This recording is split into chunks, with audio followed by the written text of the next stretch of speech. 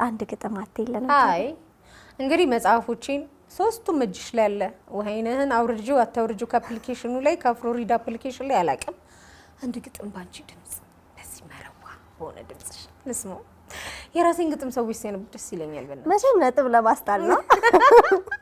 ሌላ አይደለም እንዴ? ይሄ ነገር ኳስ ነው እንዴ? ያው በተመልካቾችሽ ፊት ላዋርድሽ ነው የሚመስለው፣ ግን አይ ግድ የለሽም ይረዱኛል መቼም እኔ ብለን ተስፋ እናደርጋለን። አዎ በነገራችን ላይ የኔ የግጥም መድብልሽን በጣም ነው የምወደው። በዚህ አጋጣሚ ውበት በመዓዛ መጣለው ግን በኋላ ላይ የውበት ተምሳሌት ብዬ ብጠራህ የጨረቃው ንጉስ ባንተ ቀናብህ። አይኖችን እንደ ኮከብ ሲያበሩ ያድራሉ፣ እጆችህ በላይ ቅኝት ይዘራሉ። የትንፋሽ ጠረን ልክ እንደ ሉባንጃ፣ ከዚህ በሽታዬ ማገገሜን እንጃ። መስከቲ የሚለው ጠረን እኔ ገረመኝ ከውሃ መጥራት። መልካም መዓዛዎች ባንተ ተጠቃለው የውበት ተምሳሌት ብዬ ልጠራ ነው። ማን ነው መስከቲ የሚለው?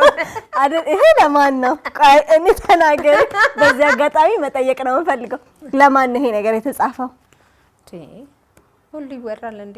መስከቲ ታውቂያለሽ? አይደረው ልጅነሽ አልኩኩ መስከቲ ሳልኩት እኮ። ታዲያ እጣን ካጨሳችሁ አይቀር መስከቲ ነው ታያለሽ።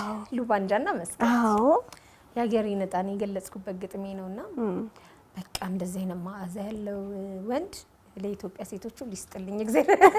አሜን። ከመስከቲ ነው ተነስቼ ውሃዬ ነህ ላይ የገባሁት። ኦኬ